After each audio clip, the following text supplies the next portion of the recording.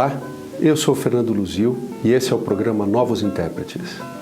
Na entrevista de hoje nós vamos falar sobre educação, um tema absolutamente estratégico para o desenvolvimento do nosso país e que tem sido apontado pelos empresários e executivos que temos recebidos aqui no nosso programa como sendo um dos gargalos mais preocupantes para o avanço do progresso empresarial no país. Hoje nós vamos conversar com Priscila Cruz, diretora executiva do movimento Todos pela Educação. Priscila é graduada em Administração de Empresas pela Fundação Getúlio Vargas de São Paulo e também em Direito pelo Largo de São Francisco na Universidade de São Paulo. Priscila tem exercido nos últimos anos uma liderança competente e inspiradora em prol da garantia de uma educação básica de qualidade para todas as crianças e jovens do Brasil. Priscila, muito obrigado pela sua participação no nosso programa. Para nós é uma honra receber você aqui no Novos Intérpretes hoje. O prazer é todo meu. Priscila, eu queria pedir para você começar contando um pouco da sua história, para que todos possam te conhecer nas suas próprias palavras. E eu gostaria que você aproveitasse para comentar uma questão que tem sido bastante debatida, inclusive no meio empresarial e acadêmico, que é o interesse crescente que muitos jovens têm ao sair da universidade, inclusive de escolas de primeira linha, e de se engajar em ONGs e não em empresas privadas. Então, se você puder contar um pouquinho para nós, como você chegou lá. Tá ótimo. Bom, eu venho de uma família de empresários, mas assim, meu pai é empreendedor, empresário, então eu acabei entrando na GV para fazer administração de empresas muito influenciada pela minha família, né? Então, assim, eu entrei na faculdade querendo abrir meu negócio depois. E aí, no meio do curso, eu senti necessidade, olha, se eu quero abrir um negócio depois, eu acho que um conhecimento jurídico vai me fazer muito bem, vai fazer falta no futuro, então depois eu também fui fazer direito. E aí, com essas duas formações, eu fui me encaminhando para isso, fiz alguns estágios, fui testando, fiz estágios em marketing e vendas, na parte de reformulação de organização. E aí acabei entrando mesmo, quando me formei, em consultorias de negócios. E adorei o trabalho. Por quê? Porque consultoria também tem um quê de empreendedorismo, né? Você fica o tempo inteiro criando coisas novas, reformulando. E aí eu gostava muito do que eu fazia.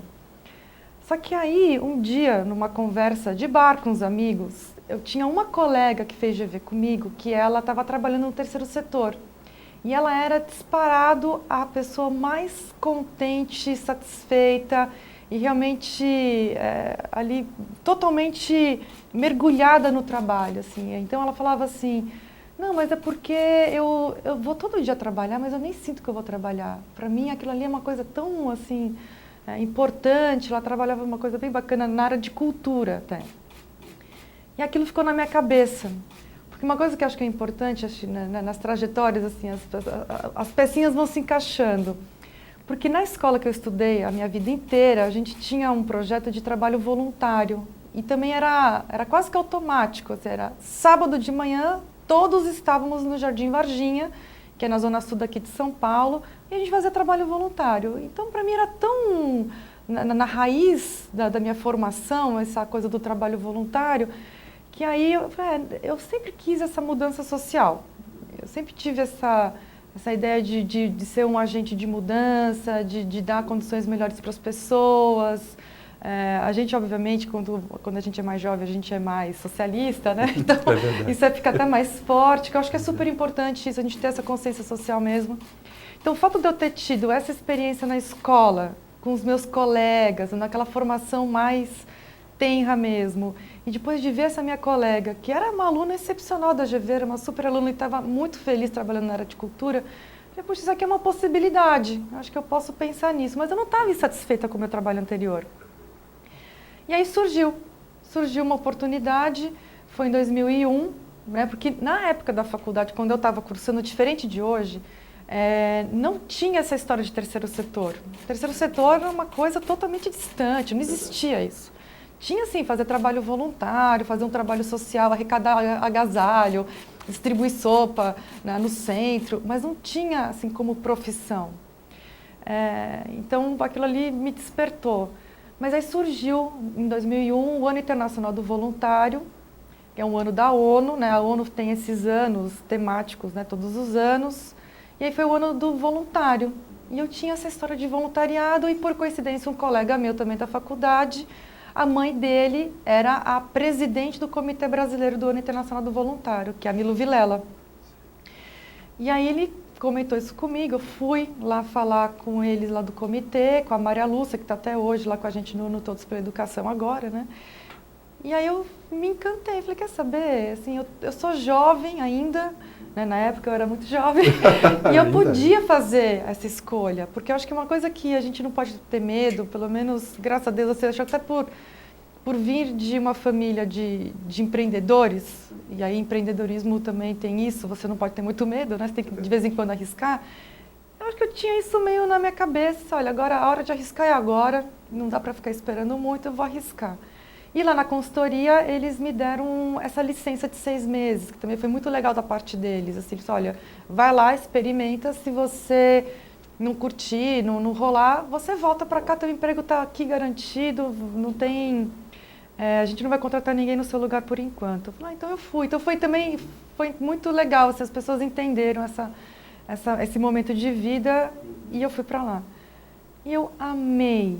Eu falei, gente, o que eu fazia antes? Por que eu não fiz isso desde o começo? Foi totalmente diferente. Eu, no começo, fui ganhando 1/3 do que eu ganhava muito menos, mas eu era muito mais feliz. E olha que eu já gostava do que eu fazia, não é que eu era infeliz.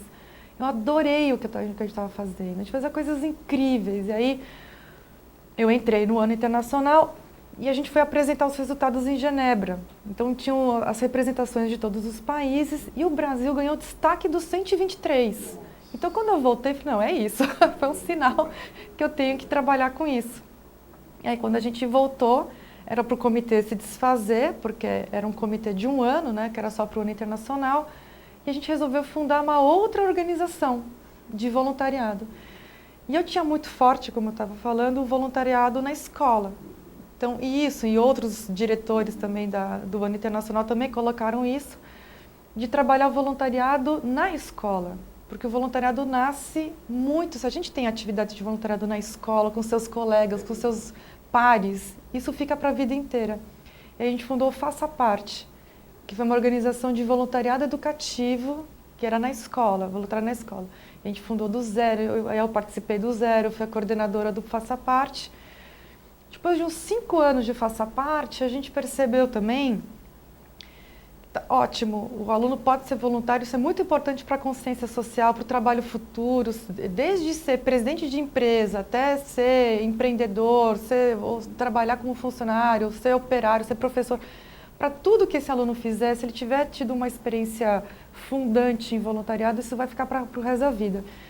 É super importante, mas a gente estava vendo que assim, essas mesmas crianças não sabiam ler e escrever. Com 12, 13 anos não sabiam ler e escrever. E aí a gente pensou em fundar o Todos pela Educação, né? Então essa foi, aí agora o Todos pela Educação que eu estou até hoje, que é essa organização que eu tenho muito orgulho de fazer parte, de ter ajudado a fundar, que foi bem, bem bacana. Muito bom. Um debate também extremamente recente e efervescente hoje no meio empresarial acadêmico diz respeito à tentativa de interpretar a crise estrutural do sistema capitalista. Uhum. E movimentos têm surgido, inclusive fora do país, como o Conscious Capitalism, o capitalismo consciente, que procuram respostas para essa crise, o que está acontecendo de errado no capitalismo. Uhum. E uma resposta que tem sido praticamente unânime é que as empresas se voltaram demais para os ganhos financeiros de curto prazo e acabaram se desconectando do seu chamado higher purpose, ou propósito maior. O Porter, recentemente, numa palestra que ele deu em São Paulo, ele se disse preocupado com a quantidade de jovens saindo de escolas de administração de primeira linha nos Estados Unidos e querendo ir para as organizações do terceiro setor e não para a iniciativa privada, que tem um papel muito relevante para ajudar a reerguer a economia americana. E na prática, a grande questão é que, na sua história, o que esses jovens estão procurando é empresas onde eles consigam se identificar com essa causa maior, que no meio empresarial hoje as empresas têm tanta dificuldade de identificar e de expressar, né? Você contando a história daquela sua amiga que contou que, puxa, para ela o trabalho era uma fonte de prazer e de realização muito grande, que te inspirou também. É isso que hoje a gente tem também visto muitos jovens sentindo falta de se identificar com um propósito maior em grandes empresas. A gente lá no Todos pela Educação, a gente recebe muitos coletivos de jovens. Tem uma coisa interessante, uma movimentação interessante, vai bem nessa linha, que é do setor 2,5. Porque o primeiro setor é o governo, o segundo setor é a iniciativa privada, o terceiro setor são as ONGs. E tem um setor intermediário que é o 2,5, que são os negócios sociais privados. Que eles não são ONGs, eles não são OCIP, juridicamente não são ONGs, não são movimentos, eles podem ter lucro, inclusive, porque são registrados formalmente, juridicamente, como empresas, mas com propósito social. Então, claro que tem negócios desde aqueles que visam o lucro, mesmo ajudando o público. Então, por exemplo, a gente tem muitas startups, projetos de tecnologia de educação, para a educação, que é para ajudar o aluno a aprender mais, ou para fazer avaliação, ou para ajudar os alunos em projetos, ajudar os professores, formação de professores. Isso está se alastrando no Brasil. O Brasil tem sido uma referência mundial nisso, tem uma efervescência de jovens fazendo esse tipo de projeto para a educação, e aí tem vários modelos, tem desde aqueles que, olha, eu vou ajudar, mas eu vou ganhar dinheiro, e quanto mais dinheiro, melhor, que é legítimo, e também tem aqueles, olha, a gente não quer ter o lucro vai ser reinvestido na própria empresa e a gente vai se remunerar para o nosso trabalho, a gente não quer, além da remuneração do trabalho, ainda ter um lucro. Então, tem vários modelos.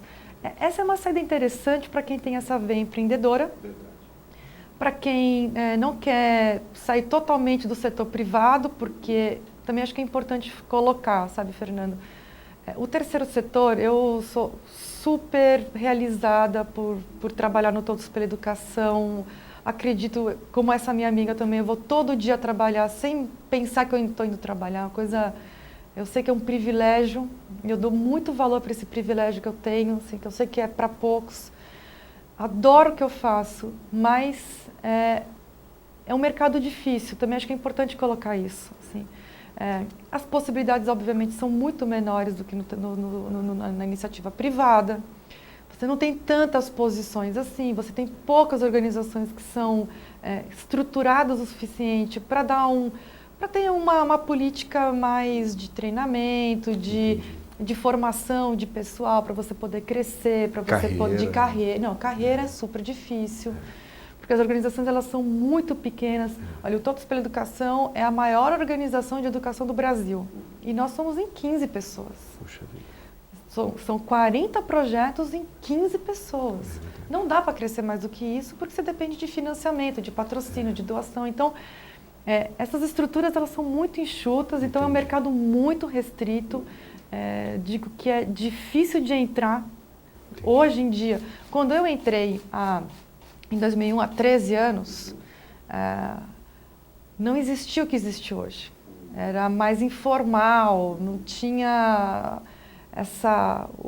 os clusters que tem hoje. Né? Assim, eu vejo que a gente avançou muito, tem mais organizações mais bem estruturadas, mas também está mais fechado. Assim, acho que é importante também saber das dificuldades.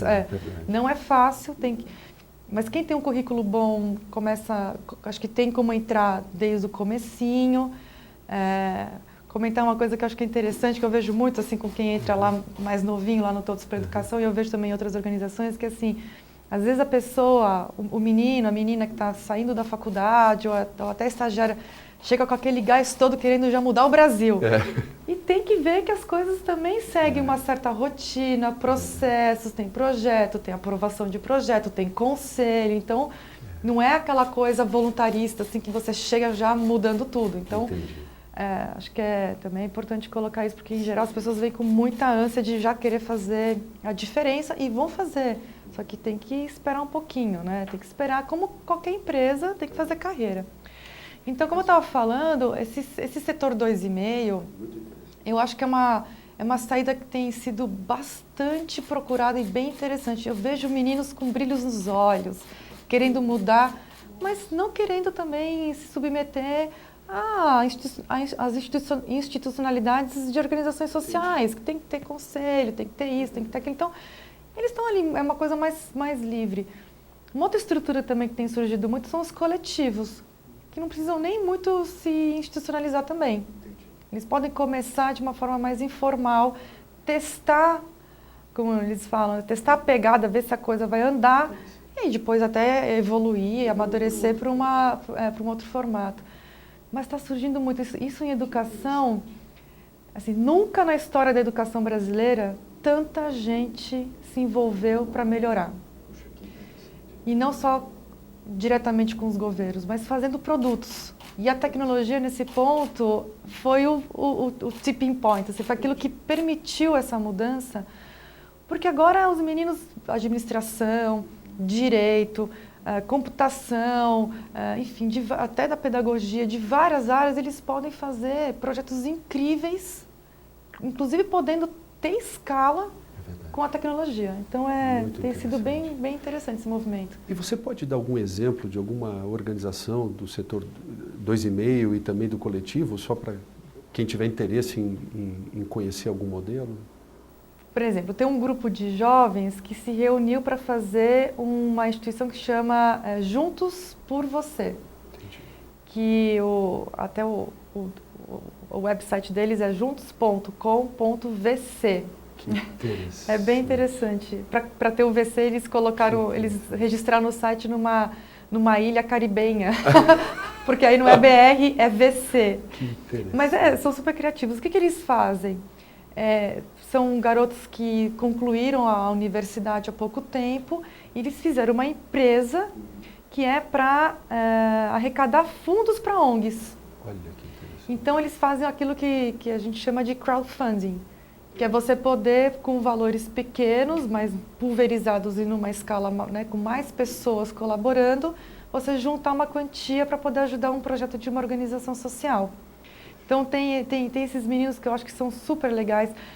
Na área de tecnologia, tem uns meninos que saíram do ITA, que fizeram um site que chama Quadrado Mágico, que é incrível e que agora assim, começou mais informalmente, agora já é uma empresa e que tem feito coisas muito bacanas para a educação, ajudando professores, na formação de professores, com conteúdos também, bem bacana.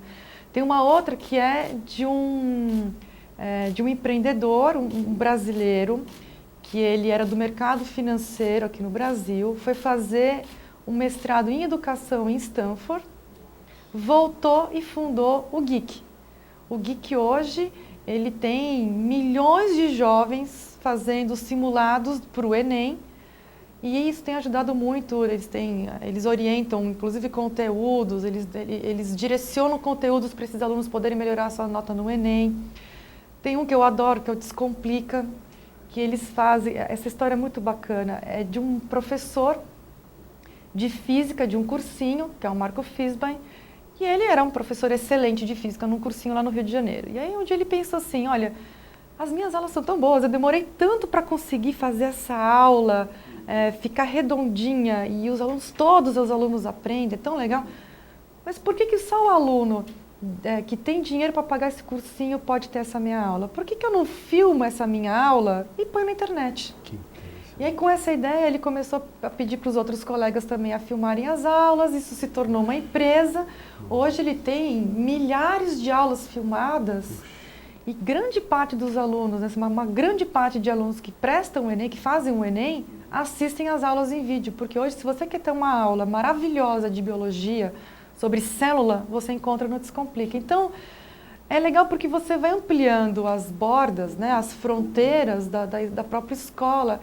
E aí um menino que está lá no interior do Maranhão, que não tem uma escola de qualidade, mas se ele tiver um acesso à internet hoje ele pode ter as melhores aulas do Brasil. Ele pode acessar o Geek, o Que Mágico, o Descomplica. Então, essas são as organizações mais ligadas à tecnologia. E tem outras surgindo, tem uma de Belo Horizonte que eu fiquei sabendo na semana passada, que eu achei incrível, que eles fazem tutorias, eles juntam alunos com alunos. Então, eu sou boa em física, mas eu não sou boa em história. Você é boa em história, mas não é boa em física. Então a gente troca. E eu ensino e você me ensina. Só que tudo online. Então é uma forma de você ter o peer-to-peer learning. Olha, então, e a garotada está criando coisas. É bem bacana. Puxa, Priscila, que bacana. E o Todos pela Educação? Conta um pouquinho quais são os objetivos do movimento, o que é que vocês têm conquistado até o momento. Tá, legal. Bom, o Todos pela Educação acho que é o maior orgulho que eu tenho na minha vida, tirando as minhas 2 filhas. O Todos é meu terceiro filho, né? Terceiro filho. É. E é um filho que eu compartilho com muitos outros pais e mães, que eu acho que isso é a beleza do movimento.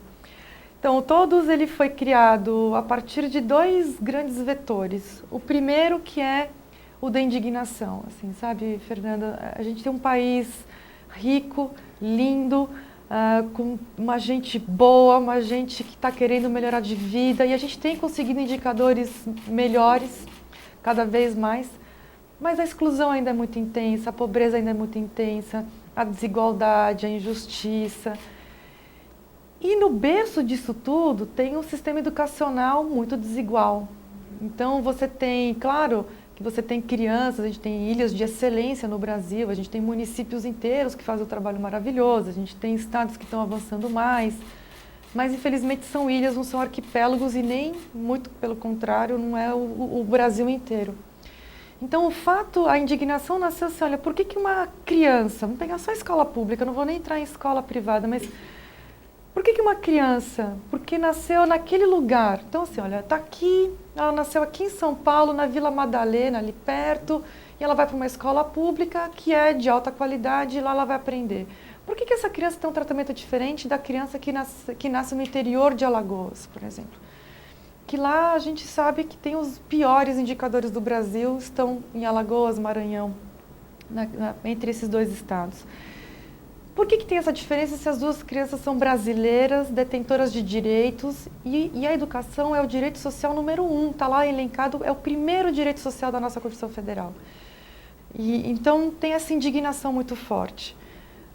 Mas também tem um outro vetor, que é o vetor da corresponsabilidade. Não adianta ficar só reclamando, triste, puxa vida, como o Brasil está precisando ter uma levantada. Todos nós somos muito responsáveis. Primeiro porque é a gente que vota. Né? O Brasil, graças a Deus, é um país democrático desde 88, né? Assim, nessa última arrancada democrática. E a gente também tem lá, tem um artigo que eu gosto muito da Constituição Federal, aí é a minha formação jurídica, eu adoro as leis também, essa coisa meio legalista, mas tem um artigo que eu gosto muito que é o 205, que ele fala o seguinte: a educação é um dever do Estado e da família com a colaboração da sociedade. Então, e aí elenca outras coisas, mas esse com a colaboração da sociedade, ela é um ponto importante, porque assim, não é que vamos atuar porque o Estado não está fazendo a sua parte. Não. Está lá escrito, e eu acho que a gente tem que romper também essa cultura de não cumprir as leis.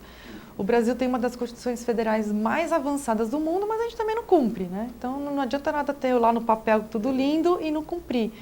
Então, já que tem ali, desde assim, a Constituição Federal é a estrutura principal do nosso país, né? O nosso país está descrito, o país que a gente quer construir está lá descrito em grandes linhas na Constituição Federal. E lá na Constituição a gente está dizendo justamente isso, com a colaboração da sociedade. Então, nós temos a obrigação de fazer a nossa parte também. Então, tem esse vetor da corresponsabilidade que o Todos também foi criado nesses 2 pilares. E a gente vem de experiências do Ano Internacional do Voluntário, do Faça Parte, e aí outras pessoas começaram a transitar em torno dessa ideia de fazer um movimento pela educação, também motivados por esses 2 vetores. E muitas dessas pessoas têm essa característica mais pragmática, graças a Deus, porque eu acho que na educação falta esse pragmatismo, né? E acho que o Todos ele colabora muito nessa cultura de, olha, metas, propósitos, políticas que a gente precisa implementar, né? Muito da gestão também. Então, a primeira premissa é: vamos fazer um movimento, construir um movimento que tenha metas. E por incrível que pareça, hoje a gente está muito mais acostumado a falar de metas de educação, né? Porque tem metas do IDEB e tudo mais. Mas em 2005, quando a gente começou a gestar a ideia, era quase que criminoso você falar de metas para educação. Era uma coisa assim que não encaixava. Educação e metas não encaixava. E o Todos teve a coragem de falar, não, nós precisamos ter metas claras. E a gente fez um processo que eu acho que foi muito inteligente, muito acertado, que foi primeiro ouvir e construir juntos, que é mais difícil. A gente podia ter feito um comitêzinho ali e ter feito as bases do movimento. Mas a gente fez 70 entrevistas. Eu participei, tive o privilégio de ter participado das 70 entrevistas com pensadores da educação, especialistas, gestores, empresários, jornalistas, dirigentes de outras organizações sociais, enfim, foi muito rico. E com esse material todo, a gente definiu, e aí essas 70 pessoas participaram de um workshop que a gente fez no comecinho de 2006. Em abril de 2006 a gente fez esse workshop. E aí, com esse material todo já colocado na mesa, a gente conseguiu sair desse workshop de 2 dias com 2 materiais muito importantes para o movimento. As metas. As metas ainda não finalizadas, porque aí teve um segundo passo que eu já vou contar que foi fundamental. E com a estratégia do movimento também. Então, o movimento vai fazer o quê? E aí aqui a gente definiu o nosso tripé estratégico, que é observatório, oferta e demanda. Também vou explicar isso aqui daqui a pouco. Então aqui na parte das metas, depois que as ideias gerais das metas, as metas não finalizadas, né, saíram do workshop, a gente constituiu um comitê técnico. E aí a gente chamou, que aí também vem assim essa coisa da robustez, de a gente ter uma pegada científica, não é o achismo, não é porque eu acho que é interessante isso, porque na educação é que nem futebol, né? Todo mundo tem opinião. Então, não dá, a gente tem um acúmulo de pesquisas, a gente tem gente que já conseguiu construir evidências. Então, o Todos para a Educação é muito baseado em evidências. Então, a gente constituiu esse comitê técnico, que vem até hoje. Tem o Ricardo Paes de Barros, Marcelo Neri, que hoje é ministro, Chico Soares, que é o presidente do INEP hoje, né? Então, o Rubem Klein, Nilma Fontanive, Maria Helena Guimarães Castro, enfim. Gente, primeiro time da educação com perfis diferentes, né? Assim, uns mais economistas, outros mais gestores, mas todos muito com essa pegada técnica. E aí, com esse material do workshop, o comitê técnico definiu as metas, inclusive os indicadores, a gente redigiu uma nota técnica para cada meta. Então, cada meta tem uma nota técnica, tem o porquê que a curva é desse jeito, porquê que a projeção da meta é desse jeito. Então, tem um cuidado técnico muito grande. E aqui na parte da estratégia, a gente definiu então o tripé observatório, oferta e demanda. Então, o que é observatório, oferta e demanda? Né? Para explicar, porque para a gente é super na cabeça, mas é importante explicar. Observatório é o seguinte: precisamos criar no Brasil uma cultura de transparência e de observação dos resultados. Em 2005, quando a gente começou o Todos para a Educação, as pessoas não acompanhavam a educação. Os indicadores não estavam nos jornais, você não tinha um acompanhamento pela sociedade, pelas famílias, e dizer o seguinte: olha, a educação está ruim, está boa, o Maranhão está pior do que o Paraná. A gente não tinha muito essa ideia, a gente sabia porque, muito mais pela pujança econômica, porque tem muito reflexo, né, a parte da educação e pelo desenvolvimento social da região, mas a gente não tinha esse acompanhamento da educação antes. Então a gente fez o Observatório da Educação. Hoje, esse Observatório da Educação ele é concretizado no Observatório do PNE, que todos podem ver, que é www.observatoriodopne.org.br. O PNE é Plano Nacional de Educação, porque depois todas essas metas, tudo isso aqui virou o Plano Nacional de Educação que acabou de ser aprovado. Então, a gente construiu o observatório agora já na estrutura do PNE, que é o plano do Estado, né? A sociedade tem que apoiar o plano do Brasil e não o próprio plano, né? Então hoje, quem quiser saber de dados, está tudo lá. Mas isso a gente já em 2005 já fez, né? A gente já tinha o nosso Observatório da Educação, que acabou avançando, amadurecendo e chegando agora no Observatório do PNE. Que é isso? Ninguém, você que é um gestor, uma pessoa de negócio, sabe, é impossível fazer a gestão de qualquer coisa sem ter um bom diagnóstico. É o primeiro ponto. Então é isso, gente, olha, nós vamos fazer um diagnóstico da educação, só que o tempo inteiro, para todos os estados, para todos os municípios. Hoje, logo depois, teve o Prova Brasil, então dava para fazer também, hoje também dá para fazer por escola. Então, não tem desculpa, o diagnóstico está aí. Não tem, mas não, está aí, o observatório está aí. Então, esse era o primeiro pilar. O segundo é demanda, que é o seguinte, a demanda por educação de qualidade por todos os brasileiros, para todos os brasileiros.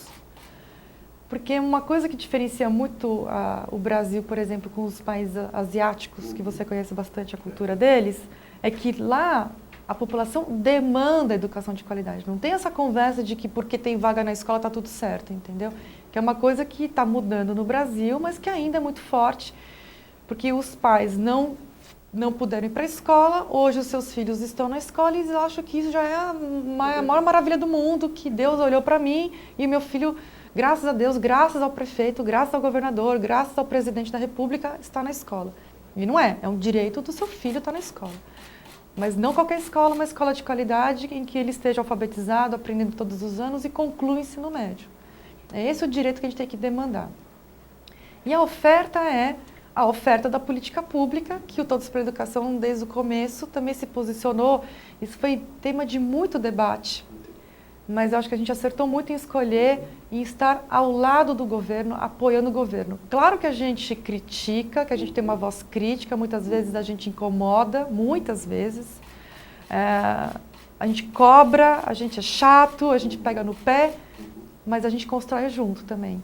Porque não existe isso de falar, olha, eu estou aqui te exigindo e se vire porque você é o cara que foi eleito ou você é o cara que foi nomeado para ser o secretário, então se vire.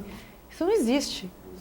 Somos todos parte do mesmo bolo. Então, tem que atuar junto, em parceria, cada macaco no seu galho, né? Então, assim, cada um no seu espaço, fazendo aquilo que tem que ser feito, que é o seu mandato. Perfeito. Não é um invadir o mandato do outro, mas é colaborar. Então, é a oferta da educação. Assim, como que a gente atua para melhorar a oferta. Então, vou só citar 3 exemplos de cada uma dessas pernas do tripé. Então, do observatório eu já citei aqui, e o observatório, ele também, a gente também inclui nessas atividades de observatório, porque para chegar com os dados prontinhos para o público, seja pela internet, seja em publicações, a gente tem o Anuário da Educação Básica, que é uma publicação que hoje está na mesa de todos os gestores, todo mundo que quer trabalhar com educação, que é uma publicação que é o resumo dos principais dados brasileiros sobre educação em geral, né, em vários temas. E é uma grande referência, mas também tem site e tem outros veículos para a gente divulgar esse diagnóstico da educação. Por trás disso aqui, tem um trabalho imenso de levantamento de dados, de data mining quase, sabe, de ficar pegando aqui, porque tem várias bases de dados. Tem pesquisas que a gente precisa desenvolver, às vezes o próprio Todos pela Educação, às vezes em parceria, às vezes é um parceiro que faz e a gente incorpora. Então, por exemplo, avaliação cruzando as informações de educação em Bolsa Família, que isso tudo você tem que ir fazendo. Por que o jovem tá evadindo mais o ensino médio? Por que a evasão está aumentando?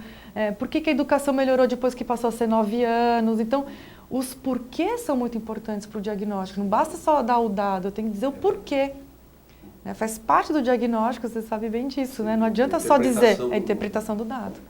Então, assim, se a curva está subindo, está descendo, a gente precisa dizer o porquê. Então, aí tem um esforço de pesquisa muito grande. O segundo pilar, que é o da demanda, aí são todos os nossos projetos de comunicação.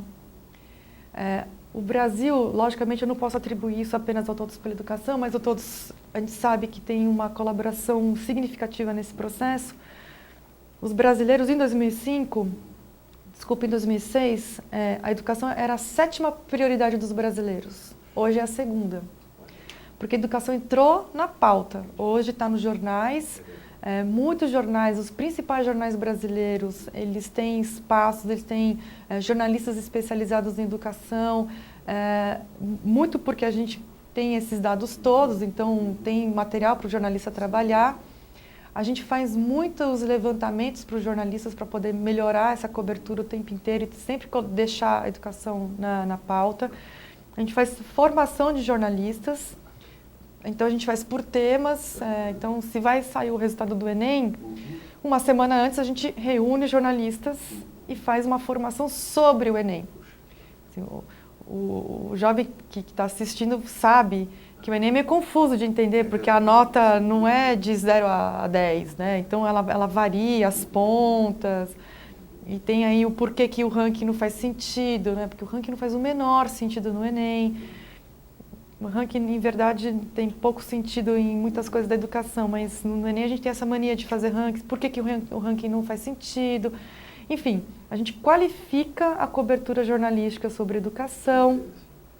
A gente ajuda a fazer especiais, e aí rádio, TV, jornal, todas as mídias, internet, né, os portais, hoje os portais são super atuantes nisso. O nosso projeto mais antigo é um projeto que chama No Ar, Todos pela Educação, que é um projeto com 3.500 rádios no Brasil inteiro, que a gente faz pacotes de informação, de spots, de serviço, e distribui para essas 3.500 rádios todos os meses.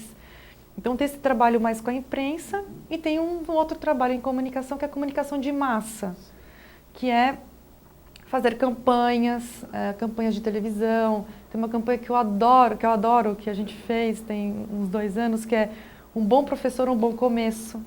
Porque o bom professor é o começo de todas as coisas boas que a gente tem na vida. Então é de valorização do professor, mas não qualquer professor, o bom professor.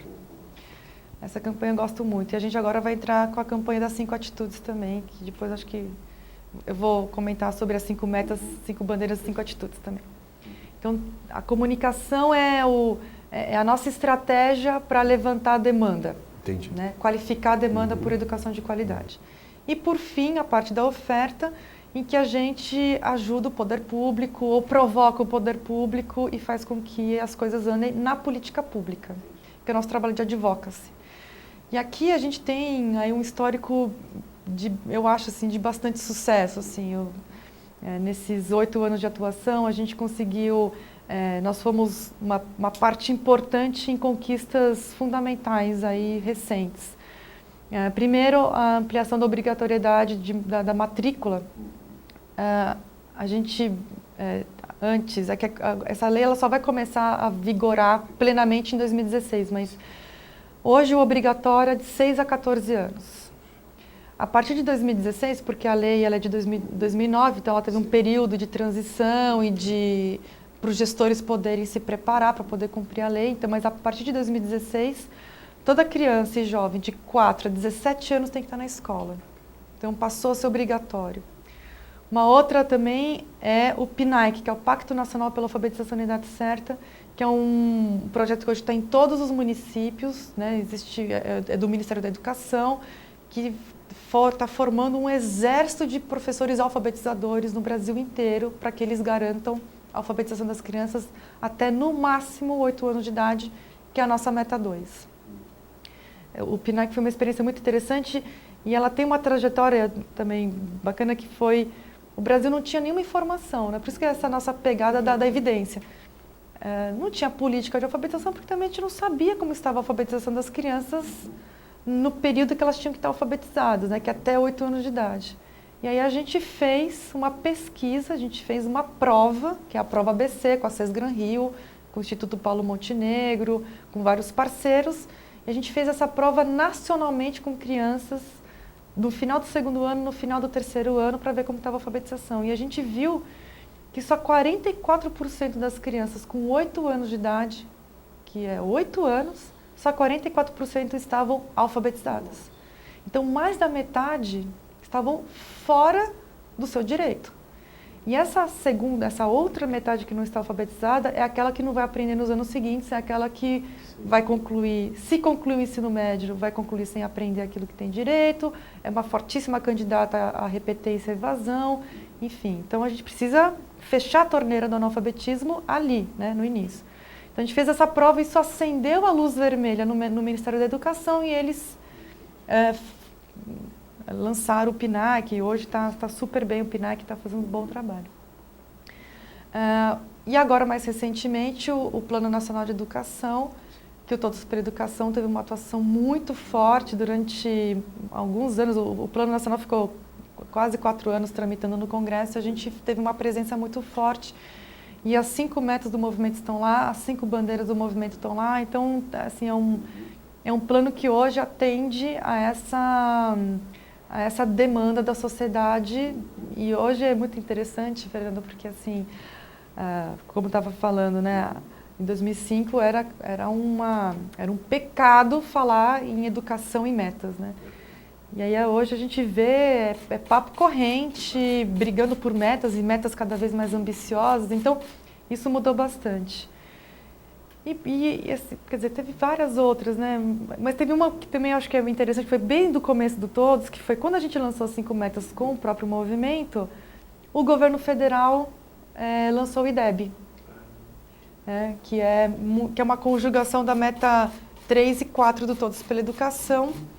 E para fazer o IDEB, eles tiveram que fazer uma prova que é nacional, que é a Prova Brasil, que é em todas as escolas brasileiras. Então, a gente hoje tem informação de todas as escolas. Então, tem várias políticas estruturantes importantíssimas que hoje já estão na rua, né? Mudanças legais. A gente agora está trabalhando na Lei de Responsabilidade Educacional, a gente está trabalhando na Lei de Reformulação do Ensino Médio, que são outras bandeiras da gente.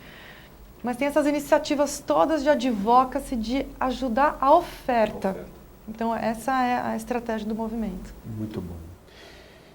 Todos os empresários com os quais a gente conversa, inclusive aqui no Novos Intérpretes, eles são unânimes em afirmar que um dos gargalos mais preocupantes para o desenvolvimento da força de trabalho e, portanto, do avanço do desenvolvimento organizacional no país está atrelado às grandes limitações, restrições e aos equívocos do modelo de educação no Brasil. Por que a gente tem uma educação tão limitada, com esses resultados tão preocupantes e, ao mesmo tempo, o que faz algumas ilhas de excelência, como você mencionou, acontecerem no Brasil em alguns municípios? Se você puder, inclusive, até dar algum exemplo. Exemplo, tá bom. Bom, a educação chegou no ponto que está, e olha que a gente avançou. Assim, claro, quando a gente fecha o Zoom, parece que está tudo estagnado. Quando você abre, você vê... Então, se você pega um gráfico desde 1950, que em termos históricos é ontem, né, na história de um país, a educação avançou muito. Avançou muito. Só que, obviamente, como a gente partiu de um país que ficou séculos de total descaso com a educação, mesmo esse avanço, então, assim, eu falei de 1950, mas nos últimos 20 anos melhorou ainda mais. Mas a gente tinha um déficit tão alto, que a gente ainda está num patamar muito baixo. Ainda estamos num patamar que, além de baixo, ele é inadmissível.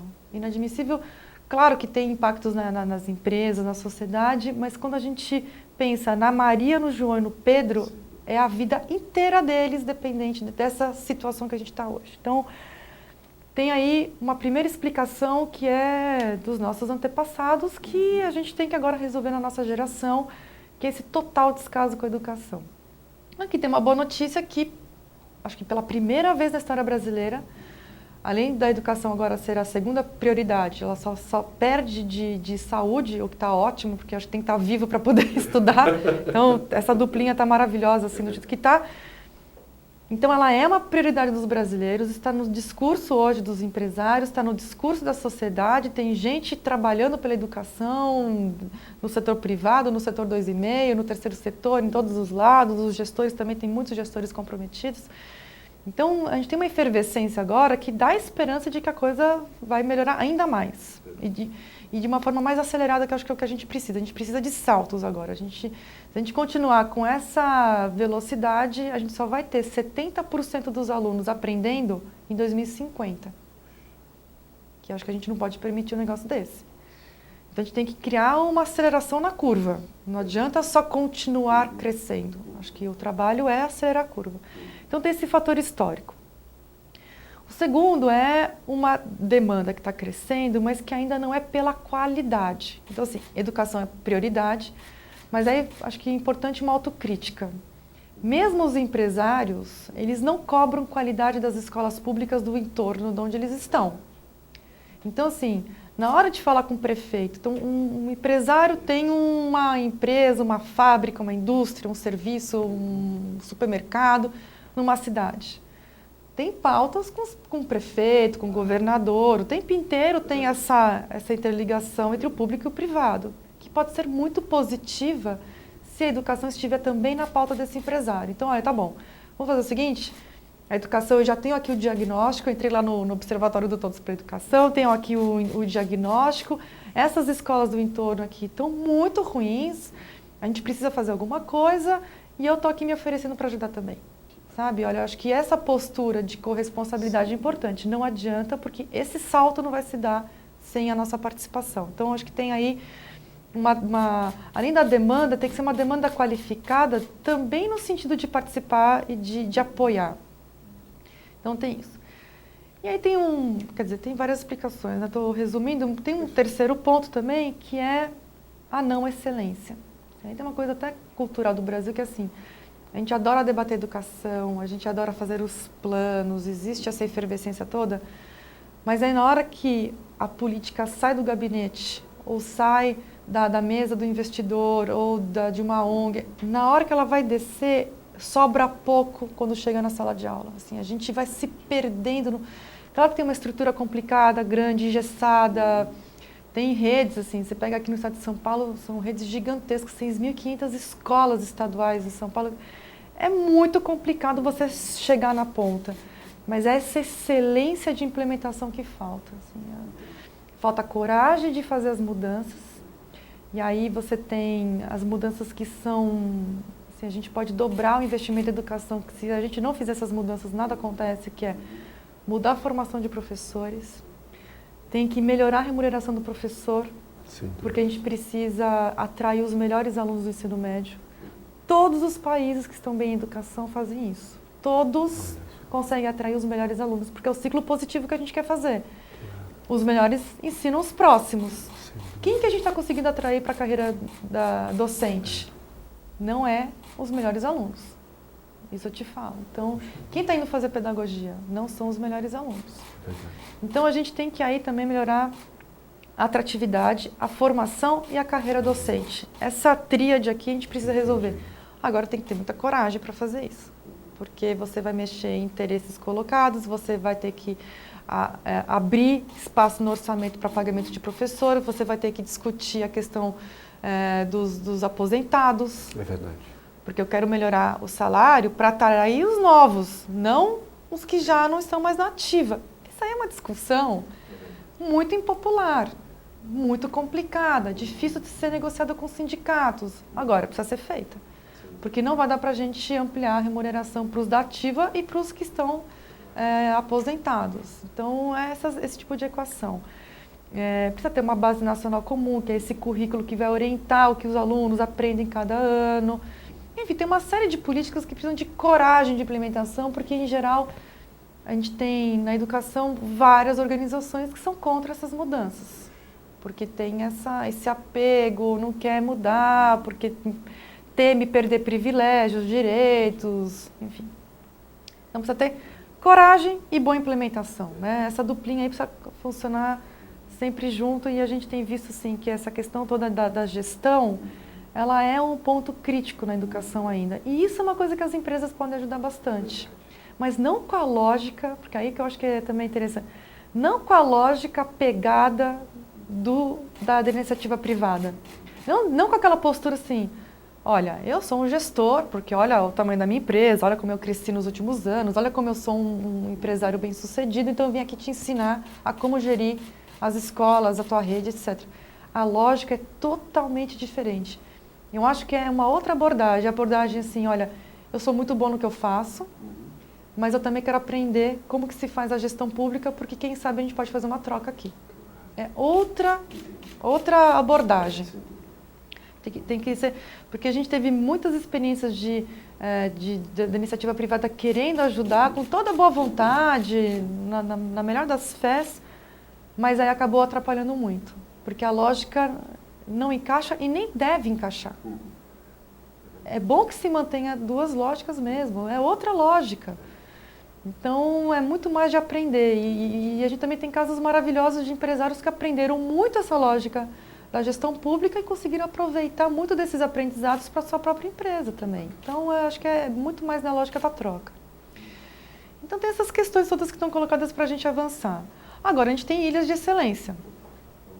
A gente tem Sobral, que é um caso maravilhoso, a gente tem Foz do Iguaçu, a gente tem cidades aqui no interior de São Paulo que também conseguem ter um resultado muito bom. E o que a gente percebe nessas redes, né, Fernando? Assim, primeiro, não tem pirotecnia. Não tem projetos assim que você fala, olha, é que ele tem aquele projeto super diferenciado, sabe, parece um disco voador que baixou na secretaria. Não tem isso, não tem pirotecnia. O que tem é continuidade. E a continuidade não significa você ter o mesmo partido ganhando o tempo inteiro, porque a democracia pressupõe alternância de poder, não é isso. Mas é continuidade porque mesmo com a troca do poder político naquela cidade, você tem a Secretaria de Educação blindada para as mudanças de motivação política. Então você tem assim, olha, aquilo que está funcionando continua seguindo, aquilo que não está funcionando, vamos reformular, mas vamos aprender a partir dos erros e não simplesmente terra arrasada, destrói com tudo, porque como eles querem ter sempre a sua marca, então destrói tudo, começa do zero, destrói tudo, começa do zero. Então, assim, imagina ciclos de 4 anos, começando e terminando a cada 4 anos. Não tem continuidade. Não tem como ter resultado. E tem muitos projetos que são de longo prazo mesmo. A maioria em educação tem que ser de longo prazo, porque é aquela história da excelência na implementação. Você vai errar, as coisas vão dar errado, tem muita coisa que não vai funcionar. Mas aí você vai avaliar, vai girar o PDCA, né? Vai lá, faz, avalia, refaz, depois faz de novo e vai apertando os parafusos, porque depois a coisa vai melhorando, vai amadurecendo, vai tomando outros rumos, mas não é terra arrasada, não é que você termina com tudo e recomeça. Então tem que ter continuidade, essas ilhas de excelência têm muita continuidade. Depois tem que é uma consequência e até um reflexo da continuidade, que é essa excelência na implementação, a preocupação com os resultados, a preocupação, o foco no aluno, o foco não é as instituições, ficar bem com fulano, ciclano, beltrano, mas é realmente entregar uma educação de qualidade para os alunos.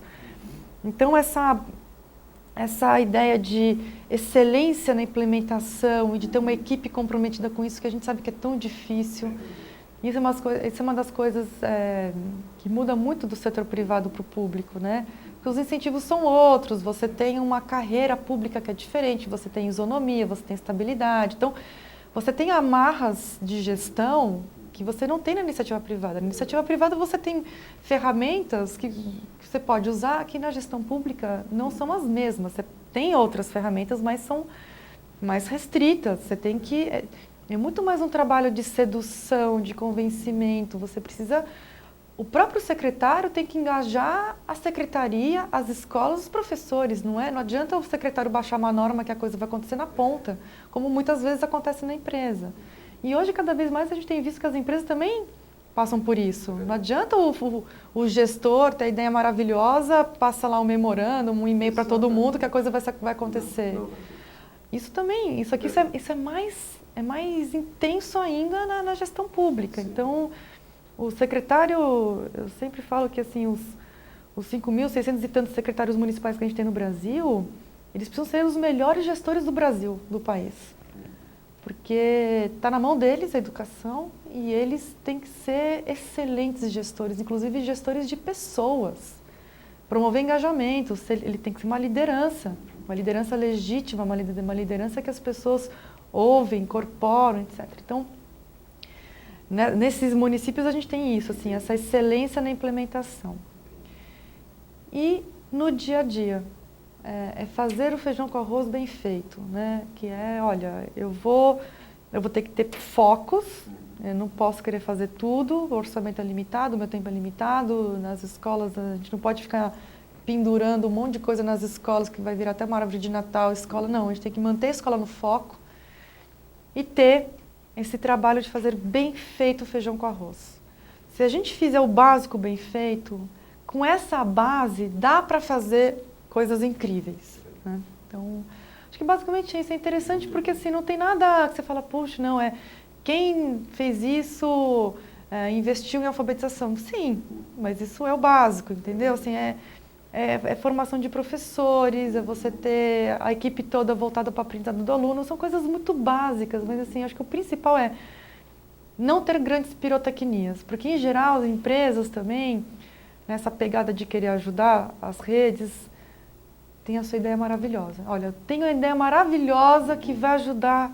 E aí todo mundo para tudo para fazer aquela ideia da empresa, porque afinal de contas aquela empresa está gerando empregos, o prefeito não pode ficar mal com a empresa, então também tem as relações que a gente precisa cuidar, porque tem que manter o privado no privado, o público no público. Mas acaba querendo atender, isso pode atrapalhar muito. Então acho que a empresa tem que entender o que as escolas precisam para fazer bem feito aquilo que elas têm que entregar para os alunos. Depois de alguns anos, quem sabe pode ter coisas mais interessantes e tudo mais diversificadas. Sem dúvida, muito bom. Uma das coisas que mais tem me chamado a atenção em algumas conversas que eu tenho tido com você lá no Todos, diz respeito a algumas descobertas recentes sobre educação que têm mudado alguns paradigmas muito importantes. Por exemplo, me chamou muita atenção o quanto hoje se sabe do impacto que as habilidades socioemocionais têm no sucesso profissional de uma criança lá no futuro. Né? Coisa que antigamente achava-se que o QI, o potencial intelectual era o fator mais relevante lá na frente. Quais são os novos paradigmas ou as novas referências que, na sua opinião, deveriam nortear um aprimoramento do modelo de educação básica em qualquer escola, seja ela pública ou privada? Quer dizer, o que você acha que tem de novo que o educador tem de ter em mente? Enfim, acho que tem dois conjuntos aqui de respostas. Acho que o primeiro é a nossa formação de professores, ela não incorporou os achados mais recentes de neurociências. Assim, o estudo do cérebro avançou muito nos últimos anos. A gente sabe muito mais sobre o cérebro hoje, como a gente aprende, como que a gente constrói os nossos conhecimentos, como que a nossa memória, enfim, todos esses processos de neurociências, de cognição, enfim, a gente tem muito mais clareza hoje do que há 10, 15 anos atrás. Só que, infelizmente, esses conhecimentos não entraram na formação do professor. O que é uma coisa contraditória, porque o professor, o que ele está fazendo ali? Está trabalhando com a mente das crianças o tempo inteiro, né? E é importante que ele saiba essas técnicas todas de como promover a aprendizagem. Então, o aluno... Então, uma das coisas que é muito clara é cada pessoa aprende de uma forma diferente, num ritmo diferente. Pode parecer discurso de ongueiro isso, mas assim... A escola, ela foi constituída nesse modelo atual, é que a gente está tão acostumado com essa escola e bem ou mal, quem está formulando as políticas, quem está dirigindo o país, quem está dirigindo as empresas, quem teve sucesso, passou por essa escola e essa escola deu certo para ele. Mas com muitas aspas. Deu certo porque nessa lógica deu certo. Mas essa escola, ela tem um modelo fabril, que é o seguinte, eu pego um lote de 20, 25, 30, 35 alunos, passo esse lote por um processo único e esse lote tem que sair do outro lado da fábrica, do processo, com um certo acúmulo de conhecimentos, né, que seria o valor agregado desse processo. Então, todos os alunos têm o mesmo tratamento, exatamente como se fosse um lote. Então, eu vou lá e dou o mesmo tratamento para aqueles alunos e depois eu espero deles um resultado. Só que não é razoável isso. É verdade. Se você pensa assim, olha, numa sala de 30 alunos, você tem 30 pessoas absolutamente diferentes. É verdade.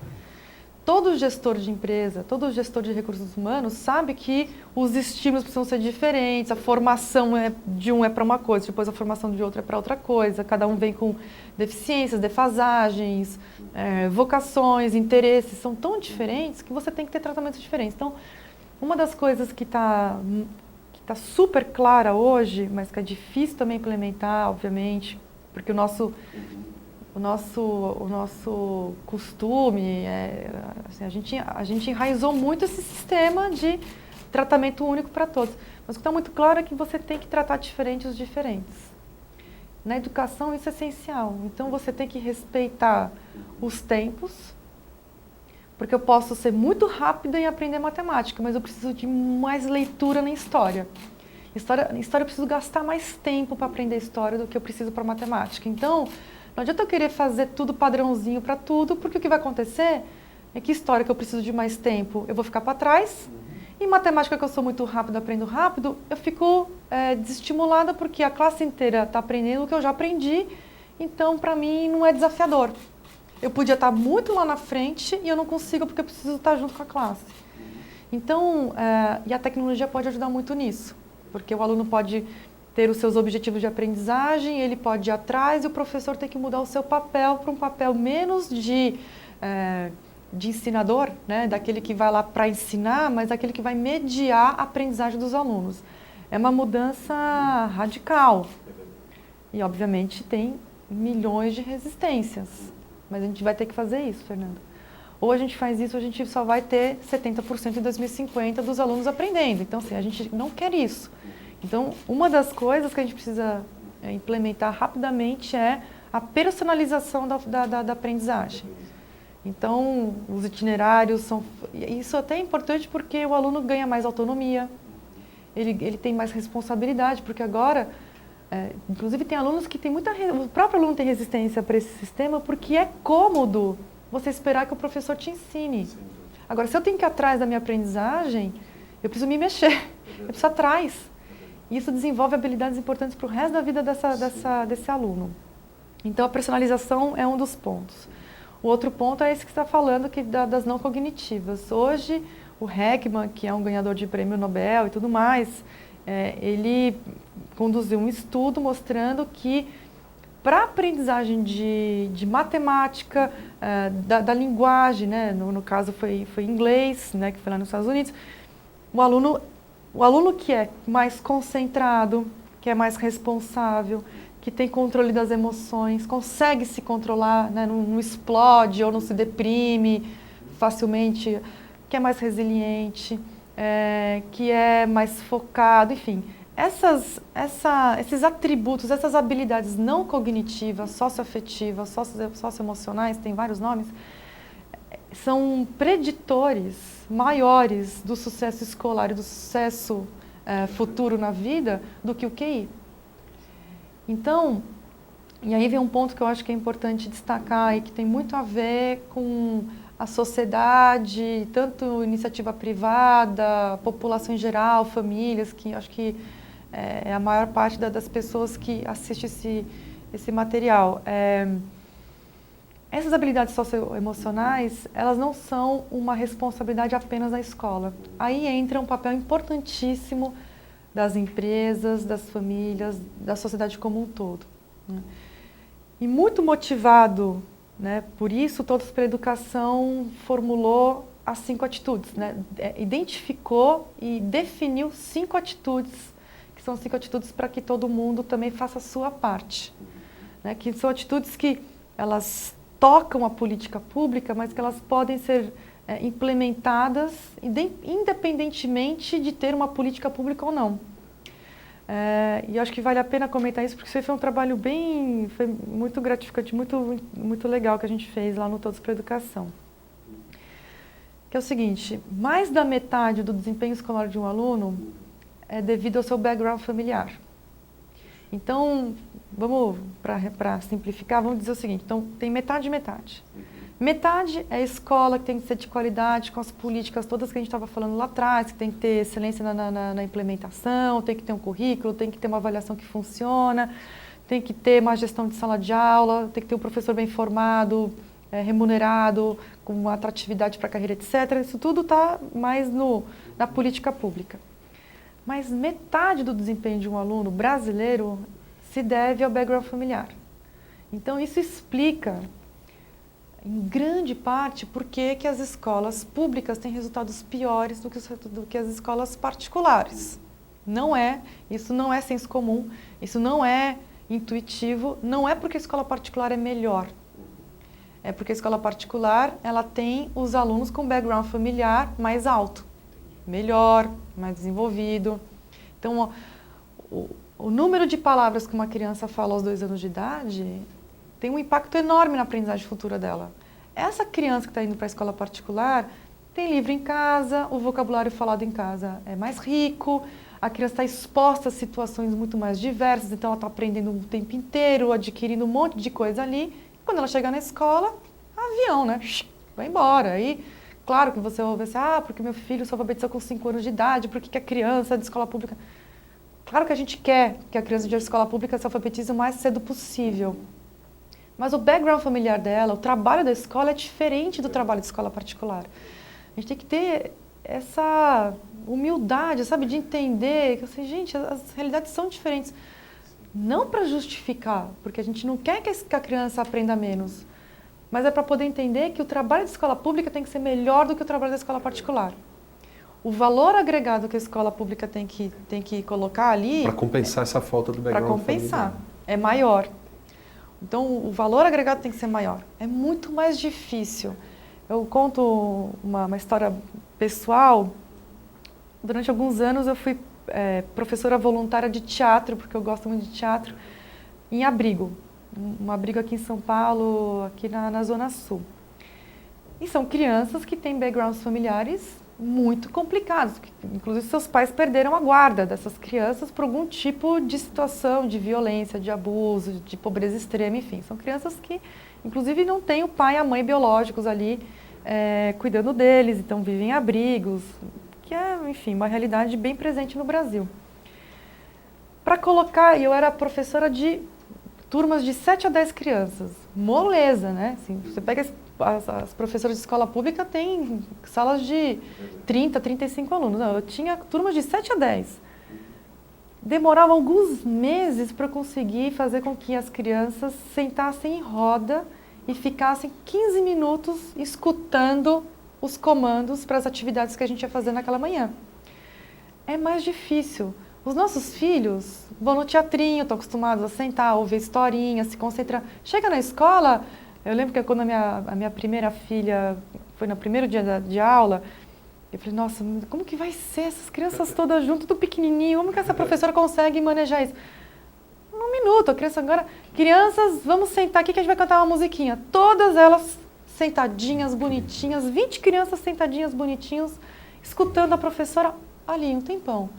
A gente é muito diferente. Eu estou citando dois casos pessoais, que não é nem, mas eu acho que não é nem representativo do todo, uma coisa muito pessoal, mas é só para ilustrar o quanto que é diferente, gente. Não vamos colocar o nosso modelo e tentar socar, enfiar no modelo que é tão diferente que é de escola pública. Então, a gente tem que ter essa... Sem dúvida. Então, por conta disso todo, o Todos para a Educação fez um trabalho, primeiro uma pesquisa etnográfica muito grande, com o Instituto Telos, e a gente percorreu o país acompanhando pais, filhos, avós. Hoje em dia tem um trabalho muito presente das avós, os pais, uma presença muito pequena, as mães mais do que pai, muitas famílias sem pai. A gente acompanha essas crianças indo para a escola, voltando da escola, em casa, conversamos com os diretores, os professores, enfim, em todas as regiões brasileiras. Foi um trabalho etnográfico de 5 meses E a gente cruzou esses resultados com as pesquisas mais recentes de neurociências, de cognição, etc., para a gente identificar as 5 atitudes que a gente precisa promover na população para que essa criança, esse aluno, ele tire o melhor proveito da escola. E que essa escola tenha um aluno mais preparado, com essas habilidades não cognitivas, enfim, né, com um acúmulo, um repertório maior, que vai facilitar o trabalho dessas escolas também. Então, as 5 atitudes são, primeiro, valorizar o professor, a aprendizagem, o conhecimento. Isso é fundamental. E é interessante porque assim, as 5 atitudes são óbvias, mas a gente precisa colocar isso na agenda e precisa ter as ações todas que são cascateadas a partir dessas atitudes por públicos, isso tudo está tudo estruturado lá no Todos. Então essa primeira atitude é fundamental, porque uma coisa que a gente encontrou que infelizmente comum é dentro da própria casa ter uma fala negativa em relação ao professor. Então, porque a professora é chata, porque a professora está enchendo o saco, está querendo que eu vá lá. Esse tipo de fala que é tão comum, e os pais nem percebem, não tem má fé nisso, mas a educação ela acontece a partir de uma relação que existe. Que se estabelece entre o professor e o aluno. Entre o professor e o aluno. Então, na medida que você, com a tua fala em casa, né, uma pessoa que a criança ouve, que é o pai, a mãe, a avó, o tio, enfim, uma pessoa importante para a vida da criança, e fala mal do professor, tá prejudicando essa conexão, esse engatar do aluno com o professor. O aluno precisa engatar lá no professor, né? E o professor também tem que se relacionar com o aluno, mas isso fica uma ligação que fica enfraquecida. E aí, às vezes os pais nem percebem, mas ele está ali prejudicando a aprendizagem do aluno ao ter uma reação, ao não valorizar o professor. O pai até pode achar que o professor não é bom, pode ir lá cobrar, que eu acho que é uma coisa importante. Pode achar que o professor não está dando bola para o seu filho, vai lá cobrar, tal. Mas não fale isso perto do seu filho, sabe? Não valorize o professor. O professor é aquele lá que está ali para ajudar o seu filho, que está ali, que é super bacana. Filho, presta atenção no professor. Se ele falou aquilo, vamos ver com ele qual que é o ponto dele. Não é de cara desvalorizar. E valorizar a aprendizagem e o conhecimento, né? Que é uma coisa que a gente precisa ter mais na nossa cultura brasileira, que é valorizar a trajetória, o acúmulo de conhecimento, a aprendizagem. Porque a gente construiu uma sociedade, por questões históricas, a gente valoriza muito mais o cargo, a posição, onde chegou, o ponto, e não a trajetória. E não se a pessoa estudou muito, mas é porque ela passou de ano, está tudo bem, entendeu?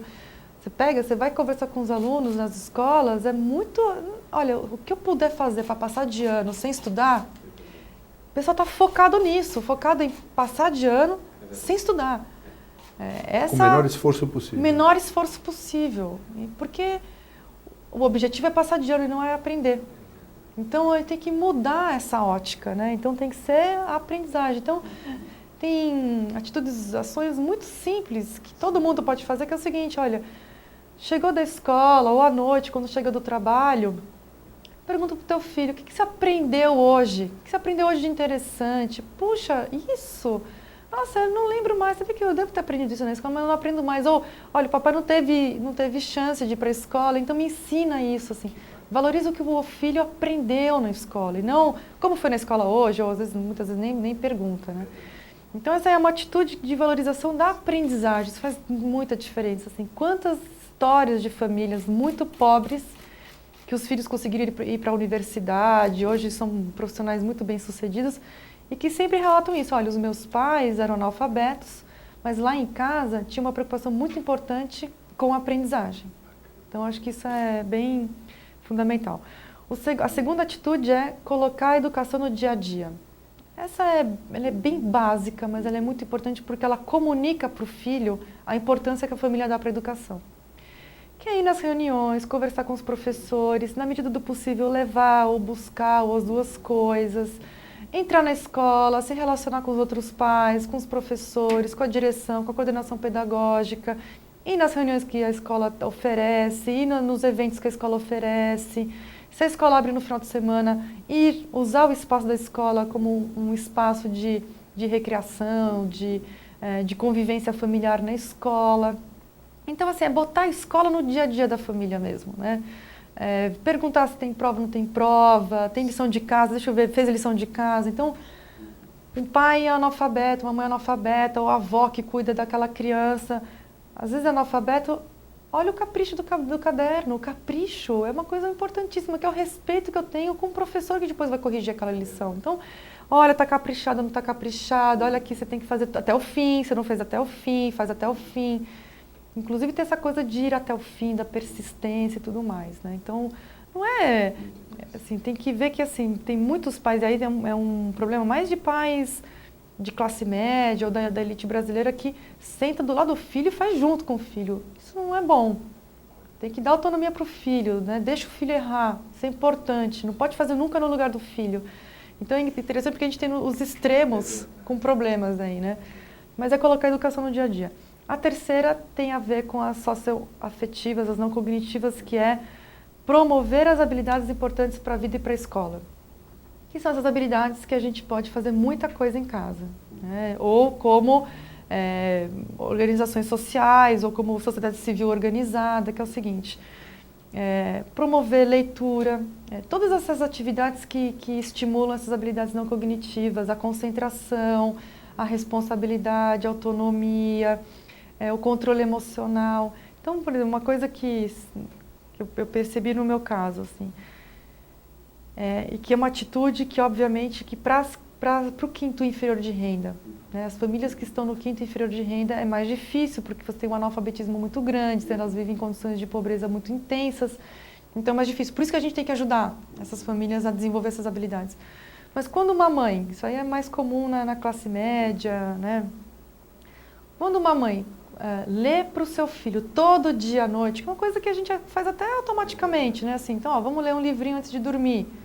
Essa atitude, além de ser um ato de carinho, de atenção, que é tão importante para a criança, e também de estar desenvolvendo o vocabulário, que também é importante, ali você está treinando concentração, sim, a escuta, a ouvir e a entender a escuta do outro.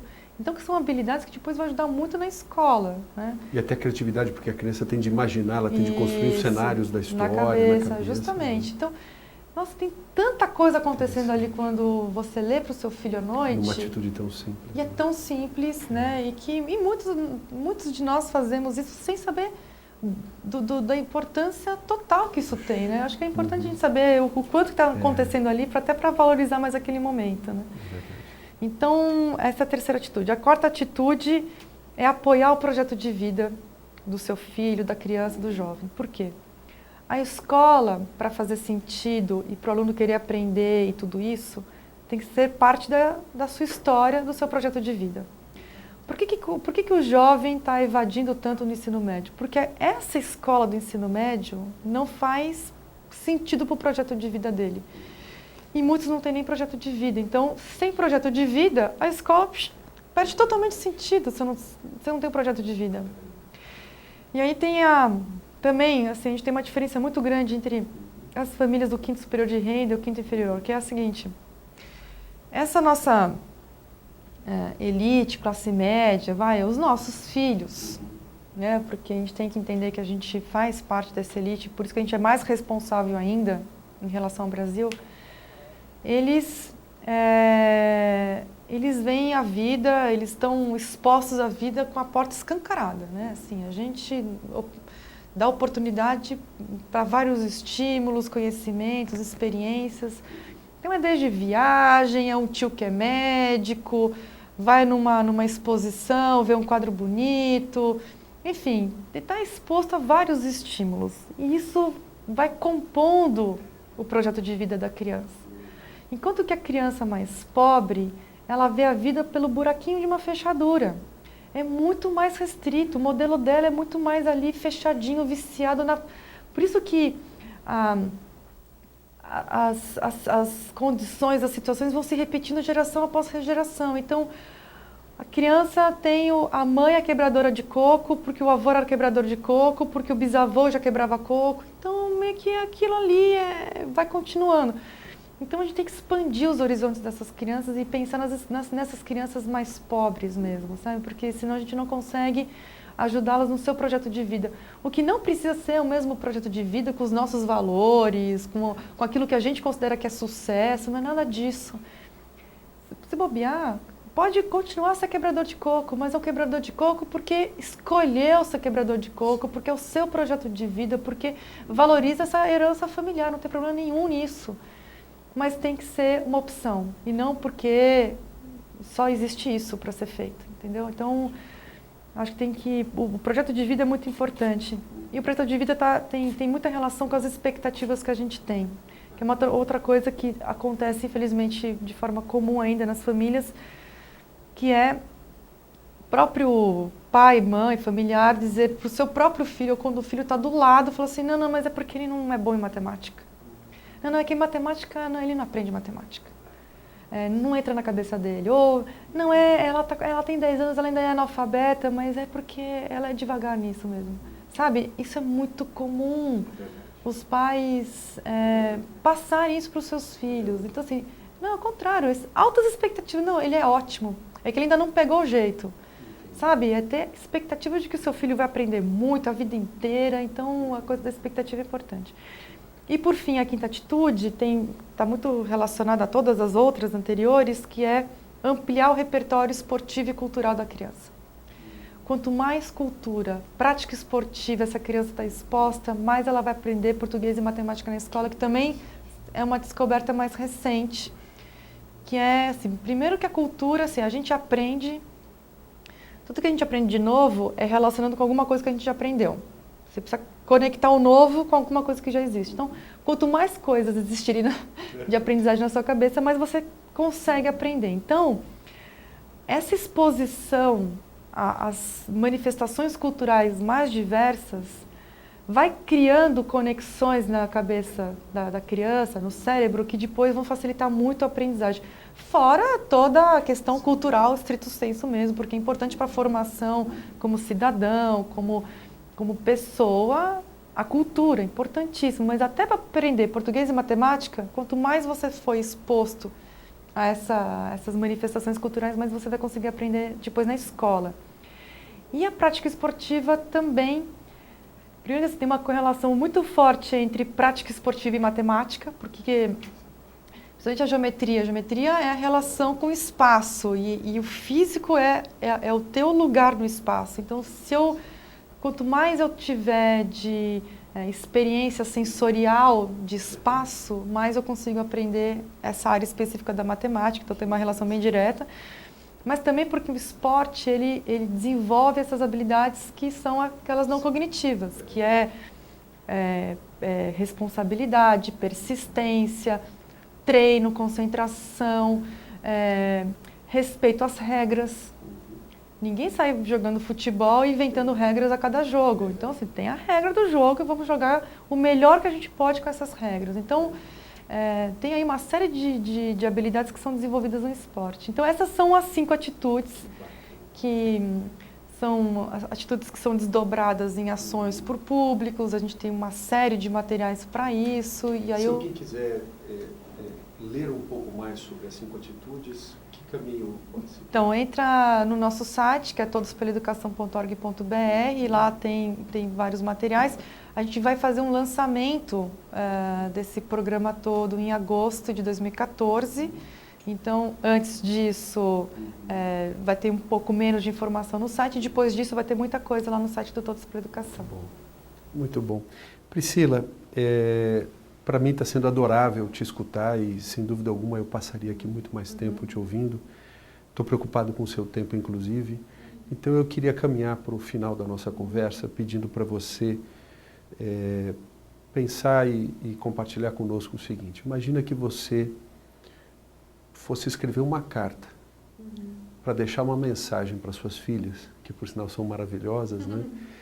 De o que, na sua opinião, são atitudes ou maneiras de se pensar, encarar a vida que você aprendeu com toda a sua experiência, que fazem toda a diferença no desenvolvimento profissional, pessoal e no sucesso na vida. Quer dizer, qual seria a mensagem que você deixaria do seu legado, que você diria para elas, que olha, o que eu aprendi, minhas filhas, é o seguinte, olha, procure fazer isso aqui, que isso vai dar certo lá para você. Tá, ixi, aí eu fico...